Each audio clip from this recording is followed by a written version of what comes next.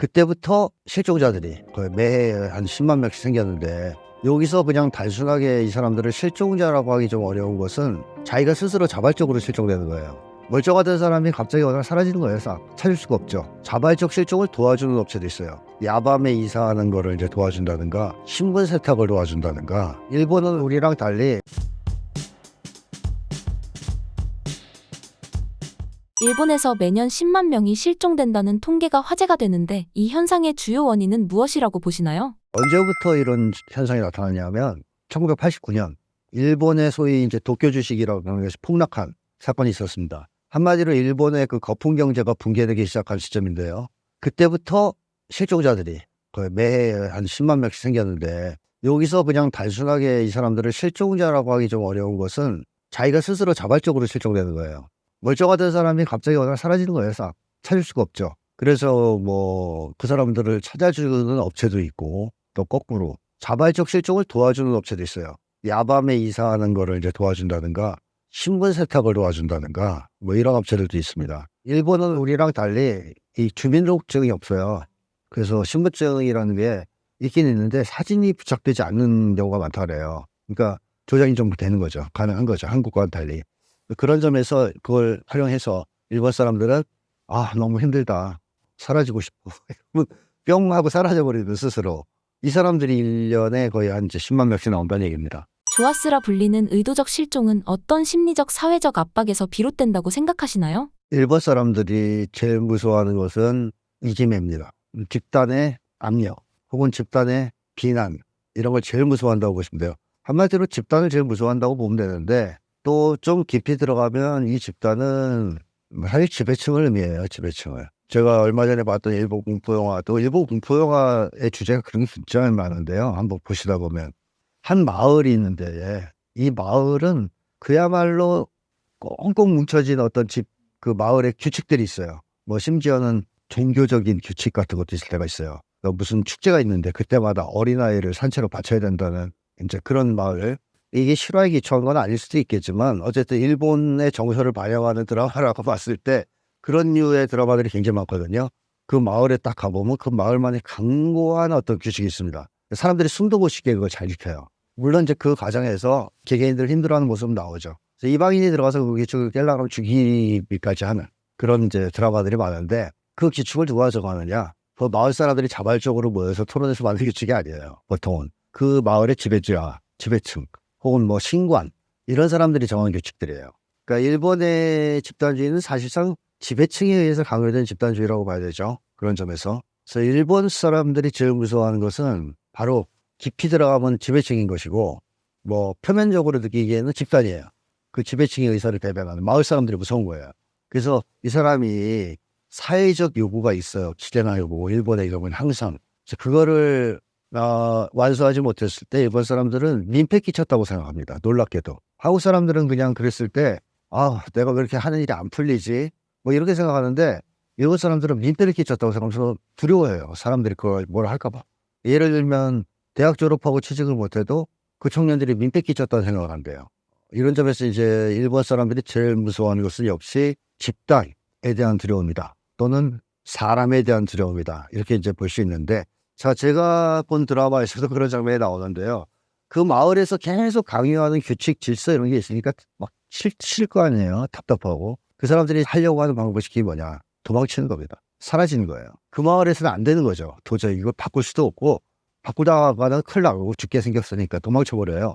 그러니까 인간 증발도 저는 약간 그쪽이랑 유사하다고 보는데, 이 일본 사람들은 사실상은 다 개인주의자이기 때문에 세상을 바꿀 만한 그럴 만한 어떤 연대도 없습니다. 조직도 없고 혼자예요. 이 혼자가 어떻게든 사회적 기대에 부응하려고 노력을 했지만, 거기에 이제 도달하지 못했을 때, 그 기대에 부응하지 못했을 때 집단의 비난이 쏟아질 게 무섭잖아요. 그 시선도 무섭고. 그러니까 그게 너무 두렵고 힘드니까 그냥 사라져버리는 겁니다. 거기서 빠져나가서. 아예 다른 데 가면 그런 건 없을 거 아니냐. 날 모르는 사람들이니까 차라리 그런 억압적인 인간관계 이런 거에서 벗어날 수 있는 거 아니냐.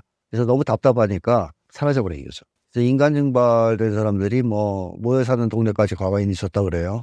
그 인간 증발촌이 있었는데 그게 워낙 안 좋아서 사라졌다는 거죠. 지금은 한때 그런 것까지 있었다고 합니다. 그러니까 뭐 사업하다 망했다든가 직장 내에다 잘렸다든가 취직이 안 된다든가 뭐 이런 식의 사람들, 그러니까 한마디로 사회적 실패자, 약자 뭐 이런 사람들이 인간 증발이 많이 되겠죠. 뭐 잘 나가는 사람들이 굳이 증발될 이유는 별로 없죠. 대체로 그런 사람들, 그러니까 아까 89년 버블 붕괴 이후부터 주식 폭락 이후부터 늘어났다고 말씀드렸던 것을 시사해 주듯이 경제적 실패 같은 걸 했을 때 이제 증발되는 게 사라져버린 거예요.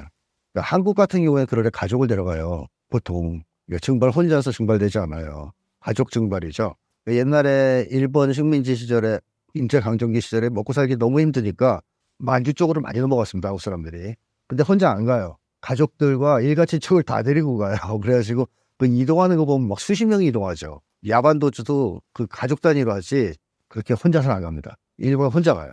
이게 뭘 의미하느냐. 일본 사람들의 이 인간적 유대, 그러니까 한국인에 비해서 훨씬 약하다는 거죠. 한국 사람들이 갖고 있는 유대에 비해서 훨씬 약하다. 특히 가족 간의 유대조차 그렇다. 그러니까 한국은 가족 간의 유대가 굉장히 강고한 사람들이라서 좀 가슴 아픈 얘기지만 자살도 같이 합니다. 한국은 동반 자살이라 해가지고 자살도 혼자 안 하고 같이 하는 경우가 많아요. 근데 일본 같은 경우는 개인 간 유대가 굉장히 취약해요. 사실상 개인주의자들이기 때문에. 다만 강요된 집단주의에 의해서 규칙을 잘 지키는 사람들일 뿐이지 사실상은 되게 개인주의자들이에요. 그러니까 이런 사람들이 맺는 인간적 유대는 비상적이죠. 그래서 끊을 수가 있어요. 그러니까 인간 증발이 훨씬 용이하죠. 일본 사회가. 그러니까 이제 취약계층에서 또는 사회적 실패한 사람들 중에서 너무 힘들다.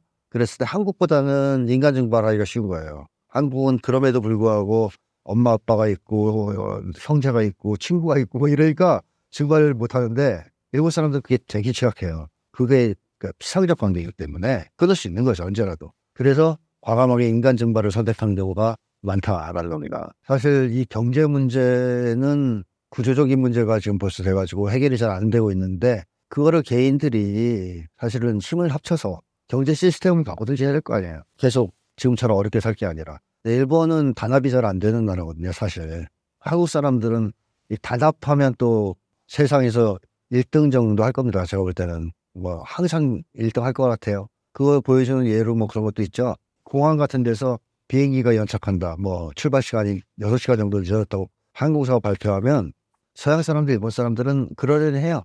그냥 앉아서 기다립니다. 근데 한국 사람들은 혼자가 아니고 여러 명 있잖아요. 한 5-6명, 10명.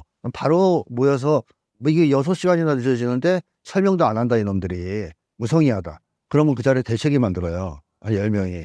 그래가지고 항의해서 이 보상금 타내요. 그러니까 이제 돈 밝혀 서는 게 아니고 한국 사람들 잘 뭉친다 이거예요. 그만큼 잘 뭉친다는 거죠. 그래서 어떤 한 그 비행기 스튜디오스가 한 얘기를 봐도 한국인과 일본인의 차이, 뭐 불편하신 거 있습니까? 그러면 서양 사람들은 그냥 대체로 얘기하고 불편한 게 있으면 한국 사람들은 불편한 게 있지만 알아서 해결한대 자기들끼리. 거기 한국 사람들 한 명이 아니니까 여러 명이니까 네, 우리가 알아서 할게요. 그래서 다 해결한다는 거예요. 일본 사람들은 진짜로 웃기는 게 불편한 거 하나도 없다는 거예요. 없습니다. 근데 나중에 비행기에서 내린 다음에 이거 기차기기 하는 거 거기다가 컴플레인 거는 거는 다 일본 사람이래요. 뭐가 안 좋고 뭐가 불편했고 뭐가 기분 나빴고 보면 다 일본 사람이란 거예요. 그래서 그 비행기 승무원이 아니 그 자리에서 얘기는 안 하고 참 재밌는 사람들이다 일본 사람들. 좀 먼저 안 좋게 얘기한 거죠. 그러니까 일본 사람들이 이제 그만큼 그 자리에서 사람이 많아도 단합해서 문제를 해결하는 데에서는 취약해요. 다 개인이에요, 개인. 그러니까 한국인처럼 한국이 단합해서 문제를 해결한다면 일본인들은 개인이기 때문에 그 자리에서 참고 힘이 없으니까 뒤에 와서 이제 꽁시렁대는 건데 어떻게 보면은 그 일본의 이 증발 문제도 그런 것과 일맥상통하는 게 있죠. 한국 사람들 같은 경우에는 그 정도로 경제적 처지가 나빠서 벼랑 끝에 몰리면 싸우는 편입니다. 힘을 합쳐서. 물론 한국도 신자유주의 이후에 개인주의가 개인화가 너무 많이 진행돼서 지금은 옛날만큼은 그렇게 힘을 합쳐서 잘 못 싸우지만 그래도 뭐 대통령이 이상한 짓 하면 이렇게 모이듯이 여전히 한국은 그래도 모일 수 있는 힘이 있다면 일본은 그런 게 없기 때문에 그걸 다 개인이 감당해야 된단 말이에요. 그 개인이 집단의 압력, 집단의 어떤 그런 요구 또는 비난을 감당하는 힘은 굉장히 취약하죠. 일본 사람들은. 그 상태에서 대인관계, 인간관계는 피상적이란 말이죠. 그러니까 당연히 증발을 할 수밖에 없는 것이 이제 일본이라. 근데 한국은 그런 증발보다는 차라리 자살하는 경우가 많죠. 한국은 자살 일이 없잖아요. 인간 증발보다는. 그러니까 왜 그러냐 하면 한국 사람들은 일본 사람들은 원래 혼자 살았으니까 개인주의자로서 다른 데 가서도 살 수 있다고 생각해요. 한국인들은 뭘 제일 무서워하느냐면 다른 사람들과 연계가 끊기거나 공동체로부터 배제되는 걸 제일 무서워합니다. 그러면 이 사람은 딴 데 가도 똑같은 거예요. 심리적으로 볼 때. 어차피 이 관계에서 배제됐는데 딴 데 가면 받아들여진다고 생각 안 해요. 한국 사람들은. 그리고 관계 없이는 못 살아요. 그렇기 때문에 그럴 바에는 차라리 그냥 끝내겠다. 이런 쪽에 더 심리가 강하죠. 한국 사람들은. 그래서 한국인들은 극단적 상황에 몰리면 보통 자살 같은 걸 많이 하는데 일본인들은 사라져버리는 거죠. 딴 데 가서 살고. 근데 뭐 참고로 말씀드리면 한국인들은 원래 자살을 많이 하는 민족이 아닙니다. 옛날부터 자살을 거의 안 하는 민족으로 알려져 있죠. 서양인들이나 일본 사람들은 개인주의가 강해가지고 개인주의가 드러내는 특유의 그 자살이 있어요. 고독에 의한 자살, 우울에 의한 자살, 뭐 염세 자살, 비관 자살 뭐 이런 것들이 서양도 있었고 과거부터 일본도 많았어요. 근데 한국은 없어요. 그런 자살이 과거에 보면 기록이 하나도 없습니다. 한국인들은 항상 같이 어울려 살았기 때문에 공동체로 외로운 것이나 뭐 불안이라든가 비관, 염세 이런 게 없었어요. 그래서 자살을 안 했던 사람들인데 한국인들이 유일하게 했던 자살은 명예자살밖에 없습니다. 그러니까 연련대 뭐 더럽혀졌다라든가 명예가 오독돼 그럴 때 이제 막 진짜 자살하면서 자기 결백을 주장하는 사실 이건 자살이라기보다는 사회적 저항에 가까운 거죠. 또는 나라를 빼앗겼을 때 분해서 항의하는 차원에서 자결하기 이것도 뭐 사실은 그 신세 한탄 자살하고는 전혀 차원이 다른 적극적인 의사표현과 사회적 저항이라고 봐야 되지 않습니까? 그래서 엄밀한 의미에서 한국은 자살이 없는 나라였다고까지 얘기하는 건데요. 언제부터 자살자가 증가하기 시작하느냐 하면 일본 식민지 시절부터예요. 그때부터 자살자가 나옵니다. 우리나라 언론도 그때부터 그 문제를 다뤄요. 그래서 자살자가 원래 없었는데 왜 생기는 거냐? 뭐 이런 것들을 동아일보나 그 당시에 조선일보 같은 데서 보도하기 시작하거든요.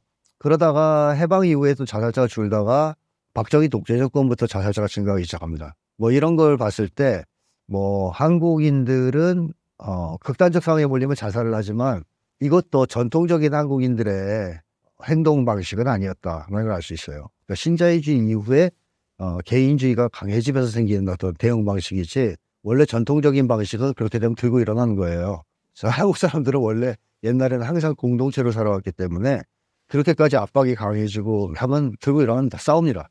그게 한국인들의 전통적인 이제 문제 해결 방식이었죠. 근데 일본 사람들은 그걸 잘 못한다. 그래서 개인이 할 수 있는 최대한의 어떤 그 상황에서 탈출은 도망치는 것이다. 증발되는 것이다. 이렇게 볼 수 있습니다.